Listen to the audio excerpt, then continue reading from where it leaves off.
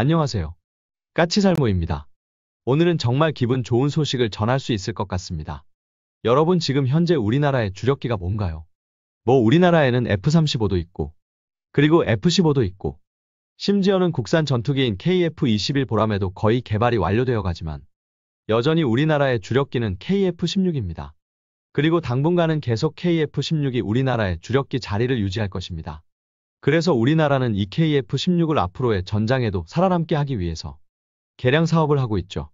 기존 KF-16C D형을 F-16V에 준하는 성능의 기체로 개량을 하는 개량 사업을 진행 중입니다. 그리고 그걸 우리나라는 KF-16U라고 부릅니다. 그럼 KF-16U는 어떤 개량이 이루어지느냐 하면은요. 대표적으로 가장 중요한 건 드디어 A사 레이더가 들어간다는 것일 겁니다. 그리고 새로운 A사 레이더에 따라서 신형 임무 컴퓨터가 들어가고 여기에 단거리 공대공 미사일인 사이드와인더도 최신형인 X형이 들어가면서 사이드와인더 X형의 가시선박 공격 능력을 위해서 HMD 그러니까 헤드마운트 디스플레이도 들어갑니다. 그리고 디지털화된 일체형 조종석도 들어가고요. 여기에 신형 무장으로 SDB 등 몇 종류의 무장이 추가로 통합되고요. 그뿐 아니라 신형 피하식 별장치나 새로운 링크 16도 들어갑니다. 그래서 일견 보면 지금 우리의 KF-16은 대만의 투자로 개발된 F-16V와 모든 장비가 똑같이 들어가는 것 같습니다. 그런데 우리나라는 우리의 개량된 KF-16을 V형이라고 하지 않고 U형이라고 하고 있습니다. 왜일까요? 왜 우리는 KF-16 개량형을 KF-16V가 아닌 KF-16U라고 부르는 걸까요? 결론은 우리의 기체가 F-16V와는 다른 점이 있다는 뜻일 겁니다. 그럼 그 다른 점이 대체 뭘까요? 그건 바로 전자전 장비가 빠져 있다는 점일 것입니다. 지금 F-16V는 도입하는 나라들이 거의 모든 장비가 같은 걸 사용합니다. 대표적으로 레이더는 AN/APG-83A4 레이더를 모든 나라들의 F-16V에 공통적으로 채택되어 있습니다. 그런데 유독 전자전 장비만은 같은 F-16V형이라고 해도 특정 장비로 정해져 있지 않습니다. 현재 미국은 F-16의 신형 내장형 전자전 장비로 AN/ALQ254를 선정하는 듯 하다가 지금은 이것도 미국이 채택을 보류한 것으로 알고 있습니다. 그러나 결론은 AN/ALQ254도 고작해야 작년인 2023년 말경에 개발 완료되고 올해 초에 도입이 보류가 된 제품이기 때문에 이걸 대만 등 다른 나라들이 F-16V용으로 채택했을 리는 없고요. 그래서 대만은 지금까지 알려지기로는 전자전 장비는 AN/ALQ213이라는 내장형 전자전 장비를 채택한 것으로 알려지고 있습니다. 그럼 우리는 우리의 KF-16U를 위해서 어떤 전자전 장비를 채택하고 있을까요? 안타깝게도 아시는 분들은 다들 아는 이야기지만 우리나라는 아무런 전자전 장비도 채택하고 있지 않습니다. 그럼 기존의 장비를 그대로 쓰려나 보다고 생각을 하시는 분이 있을 수 있는데요. 현재 우리나라의 KF-16에는 내장형 전자전 장비로 AN/ALQ165라는 전자전 장비가 탑재되어 있습니다. 그러나 문제는 이 전자전 장비는 아날로그 방식으로 A사 레이더와 같이 사용할 수 없다는 것입니다. 기본적으로 아날로그 방식의 전자전 장비는 A사 레이더와 같이 사용을 하게 되면 간섭이 생겨서 A사 레이더와 같이 사용하는 게 불가능합니다. 그래서 현재 상태에서는 우리 KF-16U는 전자전 능력이 없는 거나 마찬가지입니다.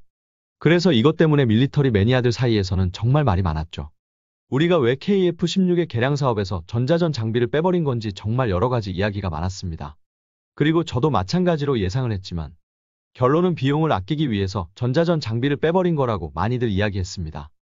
여러분도 알겠지만 우리 KF-16은 원래는 미국의 BAE 시스템을 개량 사업자로 선정을 하고 대만과 다른 개량을 하려 했다가 이게 잘못되어서 막대한 손해를 입었습니다. 그래서 그 손해를 만회하기 위해서 전자전 장비를 빼버린 것 아니냐는 의심을 받기도 했습니다.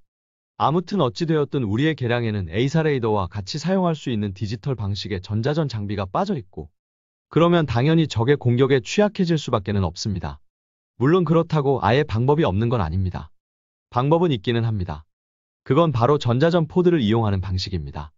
우리나라는 KF-16이 도입되기 전까지 기존에 보유한 대부분의 전투기는 내장형 전자전 장비를 가지고 있지 않고 그래서 외부 무장 파일론에 탑재해서 사용할 수 있는 외장형 포드식 전자전 장비를 개발했습니다.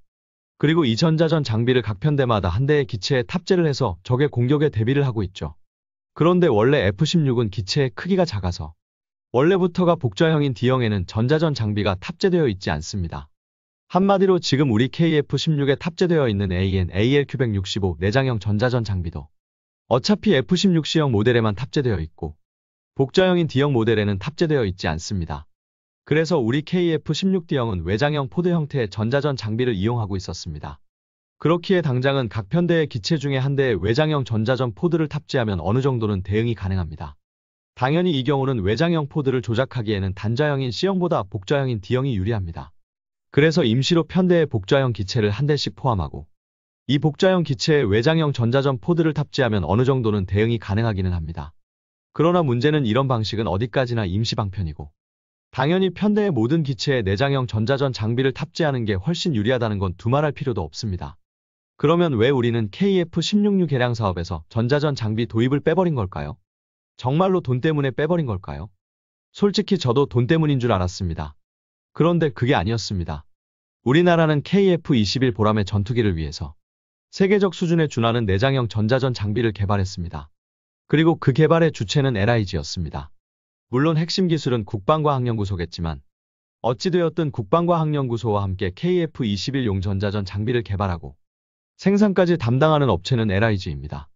그런데 지금 이 LIG가 F-16의 생산업체인 미국의 로키드 마틴과 함께 KF-16의 전자전 장비를 국산으로 교체하는 사업을 진행하고 있다고 밝혔습니다. 네, 그렇습니다. 우리가 KF-16의 개량 사업에서 내장형 전자전 장비를 도입하지 않은 이유는 바로 국산 전자전 장비를 달기 위해서였던 겁니다. 결론은 KF-21 보람회에 들어가는 전자전 장비와 거의 동일한 장비가 우리 KF-16에도 들어간다는 이야기입니다. 정말 놀라운 이야기입니다. 미국산 전투기에 우리의 전자전 장비가 외장형 포드식이 아닌 내장형으로 들어간다는 겁니다. 정말 과거에는 상상도 할 수 없는 일이고 F-16을 도입한 많은 나라 중에 F-16에 자신들의 국산 전자전 장비를 탑재하고 있는 나라는 이스라엘 정도 밖에는 없는 것으로 알려져 있기에 더욱더 놀라운 소식이 아닌가 합니다. 그리고 그걸 지금 우리가 하는 겁니다. 우리가 미국산 전투기에 우리의 전자전 장비를 지금 통합 작업을 하고 있는 겁니다. 여러분도 당연히 알겠지만 아무리 우리가 미국으로부터 미국산 전자전 장비를 도입한다고 해도 그건 어디까지나 성능이 다운그레이드된 모델에 불과합니다. 미국은 지금까지 전자전 장비를 판매하면서 그 어떤 우방이라고 해도 전자전 장비를 다운그레이드하지 않은 적은 없고 그래서 그게 지금까지는 당연시되어 왔습니다. 그리고 그래서 이스라엘은 전자전 장비만큼은 미국산을 그대로 사용하지 않고 자신들의 전자전 장비로 교체해서 사용하고 있는 겁니다. 그리고 우리나라 입장에서는 단순하게 북한을 상대로 하는 거라면 아무리 다운그레이드된 전자전 장비라고 해도 그 성능이 충분했기 때문이기도 하고요.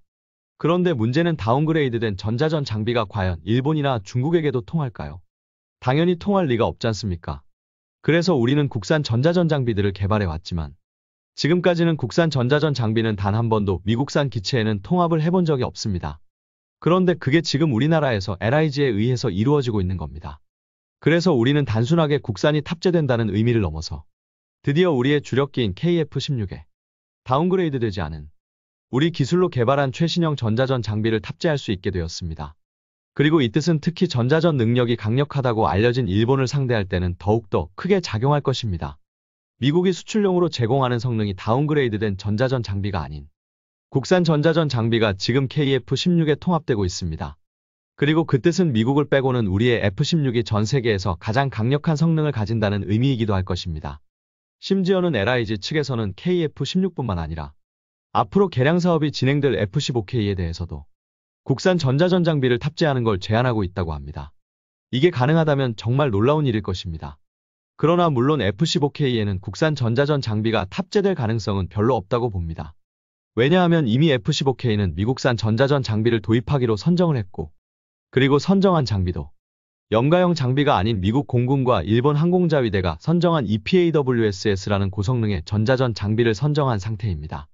그렇기에 LIG의 뜻대로 F-15K에는 국산 전자전 장비가 탑재되지 못할 거라고 저는 봅니다. 그러나 분명한 건 F-15K가 선택한 EPAWSS가 하드웨어적 성능이 아무리 좋다고 해도 그래봤자 이 장비도 어차피 수출형은 소프트웨어가 다운그레이드 될 것이고 그렇기에 절대로 우리가 개발한 우리의 KF-21용 전자전 장비보다 성능이 뛰어날 수는 없습니다. 그래서 LIG가 F-15K에도 국산 전자전 장비를 탑재하자고 제안하는 것으로 보입니다만 이 사업은 현실적으로 힘들 겁니다. 결론은 우리가 그나마 KF-16에 국산 전자전 장비를 탑재할 수 있는 이유는 이 기체가 국내에서 라이센스 생산이 되었고 우리나라는 KF-16이 주력기이기 때문에 오래전부터 KF-16의 소스코드를 확보하기 위해서 엄청나게 노력을 해왔기 때문입니다. 실제로 이번 개량 사업에도 미국으로부터 KF-16의 새로운 임무 컴퓨터의 소스코드를 구매하는 비용이 포함되어 있기도 합니다.